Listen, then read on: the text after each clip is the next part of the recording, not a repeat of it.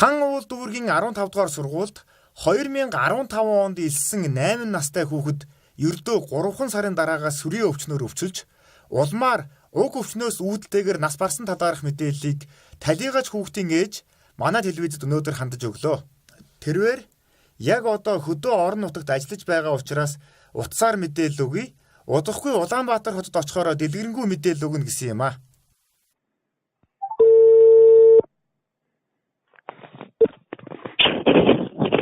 Байна уу? Байна. Сайн байна уу? Би Байл телевизээс ярьж байна. Сэтгүүлч Будэрхчээ гэдэг хүн байна. За. Сайн над хэлээ. Тийм. Ер нь яг нөхцөл байдал яг юу болсон? Таны хүүхд 10 дугаар сургууль хэдэн он сурчаад яг тухайн аимшигт өвчнөө одоо халдаж авсан. Тэгээ юу болсон талаар та яриад өгөөч. 15 оны 9 сард манай хүүхд 8 настай 1-р ангид орсон. 15 дахь сургуульд. Би одоо яг болормоо гэдэг байсан санагдаж байна багшийн. Тухайн үедээ нэг шин төвсөлтийн багш байсан. Тэгээд 11 сараас манай хүүхдээ тодорхой 11 сараас биш юм 10 сарын дундуур 11 сарын ихэр хүүхдүүдийн амралт эхэлдэг штеп. Тэгээ яг 10 сарын дунд үеэс эхлээд амралтаас өмнө ингээд оройдоо ингээд жоохон халуураад тэгээд ерөөсөө ханаа төрччгээд өдөлөө яваад ирсэн. Манай хүүхдийг эсвэл хатгаа авсан байна, эсвэл борон хит туссан байна, эсвэл астам ерөөхдөө нэг жоохон ханаад шимждэг байна гэж техник зураг мургийг ахуулаад ингээд яваад ирсэн. Тэрийг ерөөсөө хинч сүрээгээр үүсгэх ямар нэг өвчин байна гэдгийг хар аваагүй. Энд нарт би өвчнөө өдөлөө явж хахад ерөөсөө мэдээгүй байхгүй юу. Тэгээд 11 сард хичээлээсээ нөгөө амралтанд болоод хөдөө явж нэг хит хамж иртээ бүр ингээ халуураад ягаад болтгүй бүр үзүүлээд after ингээд яваад байдаг ерөөсөө болтгүй хаан бол дүүргийн нөгөө нэг яам хөтөдөг нэгцэн хэмжүүгээр нь очиод үзүүлсэн бат байдаггүй. Тэгээд нэг яг 12 сарын 5-ны шөнө гівэнт хүүхд манай хүүхд маань ингээд ерөөсөө өөрийг нь дуудаад ингээд нэрээ мэдхээ болчихсон. Шүлхээ гожуулаад сууж идэв. Арай ингээд орын цэцгүй минийхөө босоодах гэж хэлсэн чинь. Тэгээ очиод үзүүлсэн. Тэгээ очиод нэгцэн хэмжээгээр очиод үзүүлсэн чинь тухайн үед би яг уймарсан байсан болохоор хийн гэдэг юм чи байсныг санахгүй. Нөгөө юм чинь танаа хүүхд ингээд менингит шинж тэмдэг илэрсэн байна гэж хэлсэн.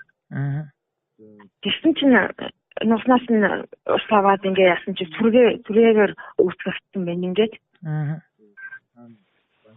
Тэгээд манай хүүхд яг нэг 2 сарын 16 оны 3 сарын 5-6-ны үеэр илүү эмнэлэгт гарсан байдгийг хүсэж хэлцээд маш олон удаа нухнаас усах маш ийм царай хийлэгчээж бүр овоо гайгүй болчлаа гэж бодож ирсэн чинь 4 сарын 10-ны үеэр өнгөрчихсөн байхгүй юу.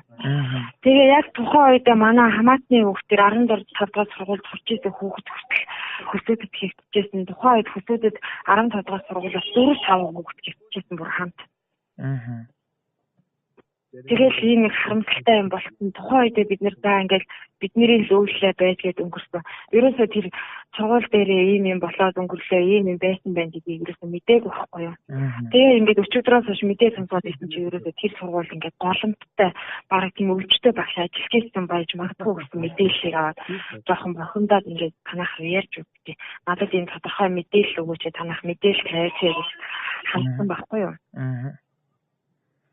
Тэр ерөнхийдөө тэр сүргээгээр хүүхдийн таслаа сулраал тэгэл сүрээ нь олон янз байд юм байлээ шүү дээ. Олон янзаар хүний хүлээж авах чадвар хүртэл олон янзаар байд юм байлээ. Манай тэр хамаатны хүүхд болохоор уушгины сүрээ яваад уушгин устдаад уушгинасаа олон удаа ус сахуулаад хэвтээд одоо ер нь инээ ууж дууссан хугацаа нэг удаагүй л байгаа.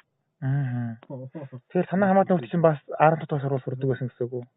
Сурдаг байсан. Одоо болохоор тэндээсээ гараад юунд нөгөө биокомьюнити сургууль сурч байгаа. Тэгэхээр энэ сургууль одоо энэ аимшигт настай өвчний голомт гэдэг огт хийлдэггүй байсан уу ерөөсөө? Үгүй ерөөсөө тиймэрхүү юм ерөөсөө мэдээлэл авч байгаагүй. Манай хүүхд ингээ хийчихлээ одоо хэдэн сараар ингээд сургуулиасаа давтагдах нь шүү гэж багштай л уулзчихсан болохоос багш нь заашаа яаж нээдэ нэг асууж ирсэн чинь байхгүй. Сүүлдээ хүүхдээгээ бичиг баримтыг авах гээд манай хүүхд ингээ өнгөрцөө гэж очиж хэлж яаж ирсэн. Ерөөсөө тэрийг ангийнхан багш нар хийн ч тэрийг ерөөсөө яашаач хүлээж аваагүй. Тэгээд таны хүүхэд чинь яг тэр нэг сүүлд нь асуухад шалтгааныг нь юу ч тоосон байдаг вэ? Инженер хамгийн сүүлдээ тостоо. Задлан хэлгээ хийсэн үү? Задлан мэдээ хийсэн гэхдээ би тэрийг сонирхоогүй. Тэгээ бас ганцхан толгойж хэвлээдээ бас тийм зүрээ чинь тийм нэг энэ тэнд нь биеинд нь усчлалт үүсгэдэг юм байлээ шүү дээ. Тархинд нь усчлалт үүсгээд хэвлээд нь бас усчлалт үүсгээд дид хэвлээгээр нь бас усчлалт үүсгэн байна гэж тэгжсэн. Тэгээ тэрийг айлсгаар шинэдэр хэмжлэгээ хийлгээд тэгэл бараагүй дээ. Ер нь бол зүрээр үүсгэгдсэн менингит гэсэн ааштай байсан.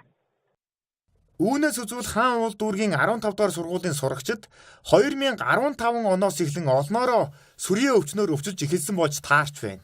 Харин яг өнөөдөр хичнээн хүүхэд өвдсөн байгааг халдварт өвчин судлалын үндэсний төвөөс тодорхойлоход за 15 дугаар сургууль дээр бид нар идэвхтэй илрүүлэг үйлчлэг зохион байгуулад тэгээ ерөнхийдөө бол одооны байдлаар сүрээгийн халдвар авсан гэсэн одоо 529 хүүхэд байгаа.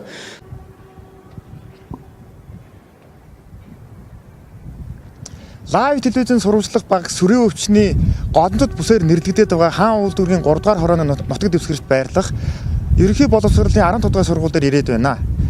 Хаан уул дүүргийн ерөнхий боловсролын 15 дугаар сургуульд 2018-аас 2019 оны хичээлийн жилд 1710 сурагч 130 гаруй багш ажилтан ажиллаж байгаа гэх мэдээлэл байна.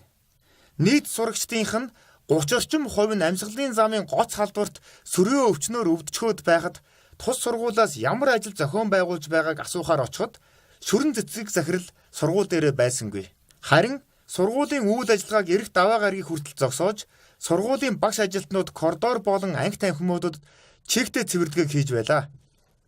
Шүрэн цэцэг захиралтай уцаар холбогдоход би эрүүл мэндийн яам орохоор явж байна. Сургуулийнхаа агааржуулалтын хоолойг засуулах ажлыг яаралтай шийдвэрлэх хэрэгтэй байна гэсэн юм. Ерөнхий боловсролын 15 дугаар сургуулийн сурагчид ямар шалтгаанаар ийм олноороо сүрийн өвчнөөр өвчсөнийг асуухад God энэ мэдээж агаар дэлхийн замаар халдварж байгаа шүү дээ, тийм ээ. Одоо өнөөдөр бид нар хаанч хинч өнөөдөр энд өвдөх юм боломжтой нийгмийн халдварт өвчин. Монгол улсад жил бүр 4,000 хүн сүрийн өвчнөөр шинээр өвчлөдөг бөгөөд үүний 10% нь хүүхэд байдаг байна. Харин нэг дор 539 хүүхэд сүрийн өвчнөөр өвчсөн тохиолдол манай улсад өмнө нь гарч байгаагүй юм байна. Live TV цэгийн таны хүссэн бүх лайвыг мэрэгжлийн өндөр түвшинд шууд дамжуулна.